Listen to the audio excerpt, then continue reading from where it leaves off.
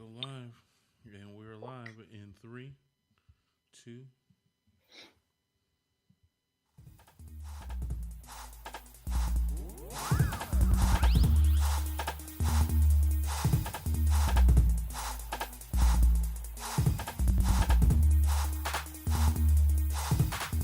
Guess what, everybody? Guess what, everybody? It's another episode of the Pop Up Podcast.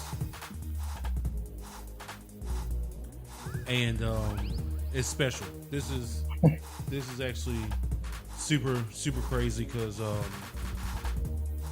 this is episode my fourth episode today, and we're just grinding it out. And why are we grinding it out? Because Christmas is going to be here next Tuesday, and New Year's is the Tuesday after that. So I had to sit here and get everybody in I could. That way, we can still have episodes while the new year comes in. So, I want to give a little bit of an introduction. I met this dude on Instagram, doing big things. And I'm not talking about like, no, for real. And I'm not talking about like, hey, he's, trying or whatever. I talked to this dude a couple of months ago or whatever, and he basically just told me, he was like, yo, I had an idea, thought about it, and went out there and did it. And that is exactly what you're supposed to be doing. So, we're on the Pop-Up Podcast, and tonight's episode is being brought to you by the Blacklist Party. The Blacklist Party. What is the Blacklist Party? I'll tell you what the Blacklist Party is. It is the party that I am hosting down in Charlotte, North Carolina during All-Star Weekend, February 16th, 2019 at the Legacy Center. I don't know the address, but I know it's on South Boulevard and it's 1.5 miles away from where the Hornets play. So that's what it is. So let's get into it. Brother, go ahead and introduce yourself, and yeah. Awesome. My name is Joey Zacco. I founded the Legacy League, the summer of 2016, and ever since then, it's been growing. And we got one in Connecticut and Rhode Island, and so it's a low rim basketball league, and so people sign up to play. And what you see on Instagram is a whole bunch of dunks and a whole bunch of highlights, and it's a really cool concept that's been growing. Yeah, man, I appreciate the love at the beginning. I like it. Most def. Like I said, you started this off, I want to say less than a year ago, and you found out that other people around your city, your town, or whatever the case is, like to play basketball on lower goals. And as an entrepreneur, you saw an opportunity, a big business opportunity, and said, hey, guess what?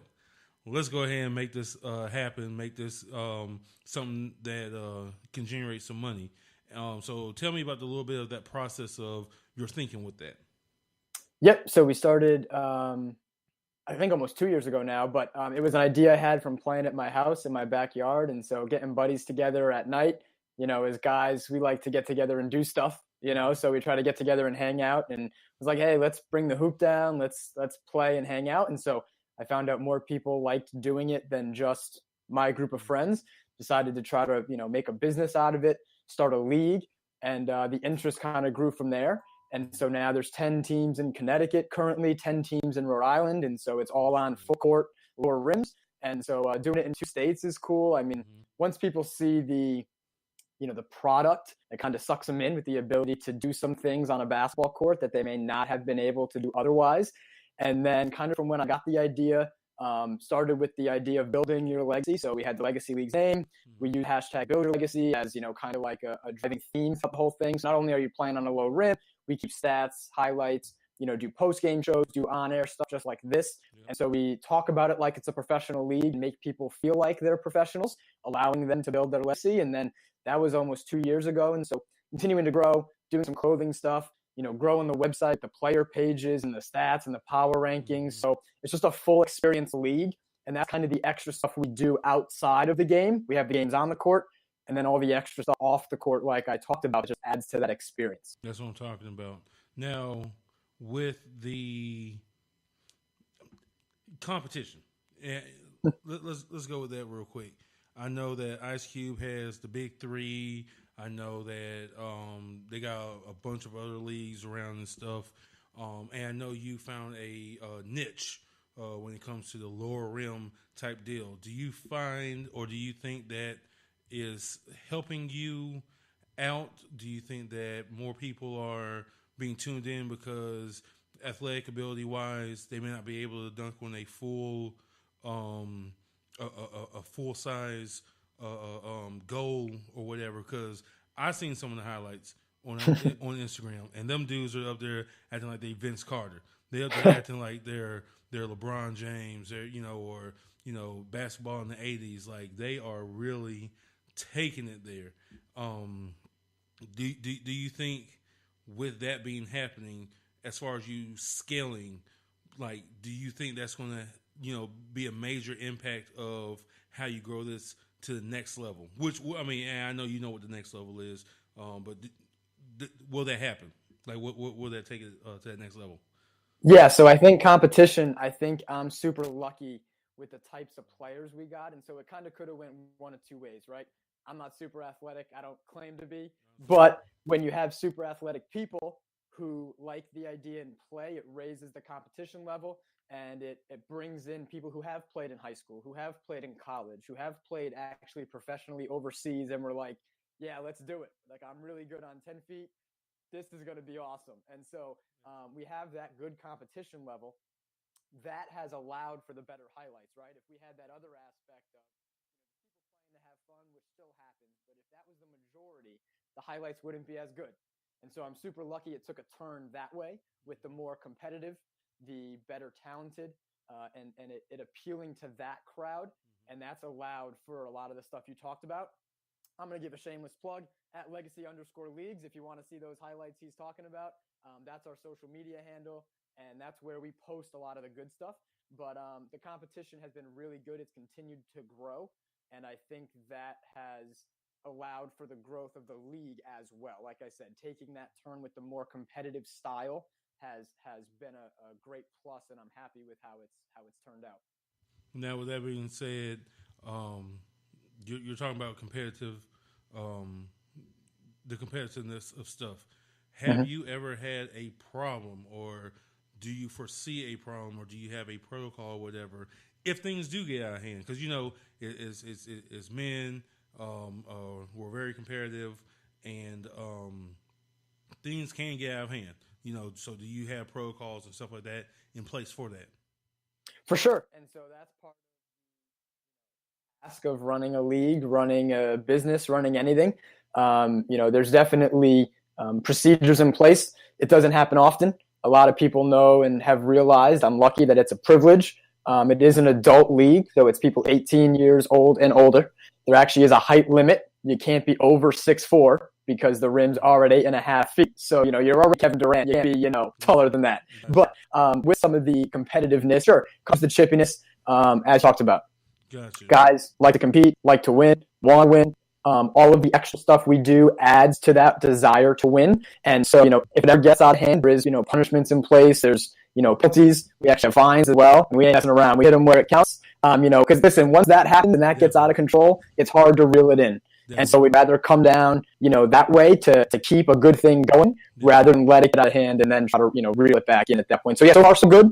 No issues. We have some good procedures in place. But yeah, so far so good. That's what I'm talking about, man. That's what I'm talking about. Future-wise, do you think, like, I already know that you're trying to get to other states and stuff like that. Will you think about doing a girls' league or a ladies' league, I should say? Do you think that that's something that's going to be in the future as well? Yeah, so I think there's definitely a market for it. I mean, I've done a lot with the WNBA, actually covering games. I mean, I went to school for journalism, so I kind of have a feel of that side of things. But, that has continued to grow. right? And women's basketball has continued to pick up popularity. And so imagine if it was, a women's professional league on a 9-foot rim instead of a 10-foot rim, where now they can dunk more easily. It's more what people want to see. Chicks dig the long ball, right? Well, chicks also want slam dunks. So, if you can get them to dunk, it would be more appealing for TV, more appealing for, the internet. And so I think that's definitely a possibility. Right now, it's only a men's league. I think having that niche right now is kind of where I'm at in the low rims. But hey, a lot of people, I've heard a lot of feedback actually on, other women basketball players being like, yo, that'd be cool. Like, just keep that in mind. That'd be real cool. I think there's definitely a possibility for that. See, that's what I'm talking about. Now, you have that, you're doing this, and you said something or you touched on the TV thing. Now, I don't want to get in all the business. I don't, because I know that certain things are just, trade secrets or whatever the case is. Are you eyeing something to where you'll be able to get some sponsorship dollars? Are you going to be maybe having something like on Vimeo, how they have, you can stream the whole thing, but you got to pay $1 or $2 or whatever to watch it. Like, what are your thoughts on that? What if you can answer those questions? Yeah, sure. No, I'm an open book on that, man. So I'm, 2 years is how old the business is. Mm-hmm. Super young, trying not to go too fast. Yeah. I think some people make that mistake trying to build it, right. So it is sustainable and reproducible. Mm-hmm. But as far as that, currently we do highlights on Snapchat. And so we have highlights for all our games on Snapchat, and currently that's free. Players like that, when they get off the court, they get to see their friends get dunked on, kind of immediately, because Snapchat's posted right away. Yeah. So currently that's a really good system. I think more of where things are going to go before TV. I mean, possibilities are endless, and I'm super open to exploring everything. I think where it's going to go before that is advertising on Snapchat, through us, advertising on our YouTube live shows that we do about the league, advertising on our Instagram. We make a post or the player of the week sponsored by so-and-so. Yeah. I think that's more where it's going to go first. There's definitely eyeballs. Listen, when you're playing in a league and you have highlights, you have your stats, you're not just going to the web page, clicking it and leaving. We have your attention. Yeah. And attention on the internet right now, I think, you'll attest to this, is like gold. Yeah. If you can, not just clicks, because those can be deceiving, but if you can have someone's attention for a minute, and that seems like a short amount of time, but a minute on the internet's a long time. And so with how quick people like to change platforms and stuff. So if you can get people's attention, that's key. And what's better to have their attention than their stats or their highlights or, their recreational stuff where people care, man. That's the one thing I've noticed. People love it. They like to play. They really care. Definitely. And it's cool. It's been cool. Definitely. So when touching back on the Snapchat thing, I know you probably have a contract or two with the play where you're at playing right now. So I know, and once again, if you're not in a marketing type deal, you may not know how Snapchat filters work when it comes to ad stuff. Mm-hmm. So you're going to definitely have that perimeter or whatever around the Snapchat filter, or wherever you're playing, that Snapchat filter is going to be there, and then you're going to get somebody else to sponsor you to buy that spot for that day. That's what I'm talking about. Correct. I've already looked into that, because I am a business. I'm not trying to hide it. It does cost money. Yeah. Haven't done that yet. Exactly. But if you get somebody who wants to advertise that way and then pay for that filter, that's definitely an option for sure. That's what I'm talking about. Yeah, that's next level stuff for real. That's you're really utilizing and using those platforms, even though like they may be small as far as your numbers or whatever the case is, they're going to make a huge impact because of that growth potential. So I'm really glad that you're doing that. So now, like I said, Pop-Up Podcast, we are here. Tonight's episode is also brought to you by Rothstein Clothing Company. Rothstein Clothing Company. We're thriving. So now I'm going to get into a little bit of a what I like to call the Spitfire round. That's 5 questions, 4 or 5 questions, maybe 3, I don't know, on stuff that just pops in my head. Cool. Yeah. So let's get to it. Favorite basketball player? Oh, Jason Kidd. That's quick. New Jersey Nets fan, Jason Kidd. I love it, man. Sorry. What? Yep. That's what happens when you're from Connecticut, man. There's no teams. There's no teams in Connecticut. It's whoever you see. Jason Kidd. Shout out. That's what I'm talking about. That's crazy. So who you think is going to take it this year for the finals right now? So listen, you don't pick against the Warriors, but I think the Sixers Warriors could be fun. And always watch out for the Celtics. They are loaded. They haven't been playing that well, but I think the Warriors take it. I think they are one of the best teams ever. I think they're going to join that conversation with another win this year in the finals. Hey, they win what, 3 out of 4, right? We're starting to approach that territory if they win it this year. Well, I'm just saying because I know it's heavy over in the West. No, I know. It's heavy over in the West. Like, I'm a New Orleans fan. I'm just gonna be real. That's just it. I'm from the Gulf Coast. You know, even though I'm from Florida, I was 3 hours away from New Orleans, and that's just what it is. I'm a Pelicans fan, all day, every day. But I know it is heavy over in the West. So, hey, there you go. Christmas. What you got? What you think is going to happen? Do you have all your Christmas shopping done? None of it done. I've been a tad busy running a business. But speaking of Charlotte, I actually am heading to Charlotte, visiting family for Christmas. So I know you led with that. And I'm going to watch Kemba Walker, UConn alum, actually on Friday. So I'll be at the Hornets game on Friday. I know you were pushing that at the beginning, and I was like, oh, yep. I will be at the game Friday. I'm super excited, but no Christmas shopping done. We'll see how it goes. I still have some time, right? Yeah, you have what? Today's Tuesday, so you have 7 days, 6 days, whatever. So I'm good. Yeah. So yeah. Oh well, let's get into it. So getting down here in Charlotte, what do you plan on doing? Are you going to try to go after a couple people? Are you going to try to expand the league? Look at some potential, places where you could expand it. Maybe not next year, or maybe next year. I don't know, because like I said, your scalability is tremendous right now. Yeah, appreciate it. I mean, I'm always looking. I like basketball, so it's not really work. So yeah, definitely just scouting stuff out. It is around the holidays. Going to spend some time with family as well. Slow down a little bit. I mean, it's been crazy these past couple weeks. Not having a ton of time to do stuff. I mean, you said you were grinding before the holidays, so never hurts to take a few days, to chill out for a minute and then get right back to it. Yeah, but definitely staying on top of things, checking stuff out. I mean, yeah, seeing what's out there.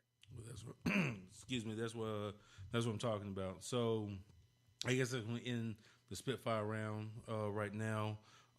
So, do you have any last words? Do you have anything else you want to add or anything like that?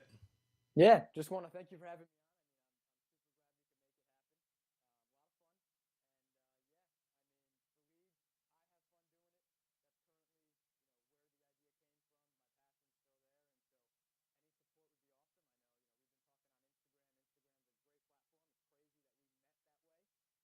So, at Legacy_Leagues, check us out. Yeah, thank you for having me on. Appreciate it. No problem, brother. No problem. So, like I said, we are episode 4 right now. I am tired. I am dead tired. I also have another interview to do. And I also have to go out to Fat Tuesdays. Fat Tuesdays down somewhere on Liberty Street. I forgot where it is. But Fat Daddy is throwing $2 Tuesdays each and every Tuesday night. $2 drinks, $2 specials all night long. Go out there, listen to some music, and have fun. This is your boy Promise Mangum, the Pop-Up Podcast. Hey, you never know what's going to happen. Oh, do your social one more time. Social. Yep, at Legacy_Leagues all over. Follow us. Thank you. That's what I'm. Oh shoot! Wait a second. That's what I'm talking about. That's what I'm talking about. All right, y'all be easy. Peace.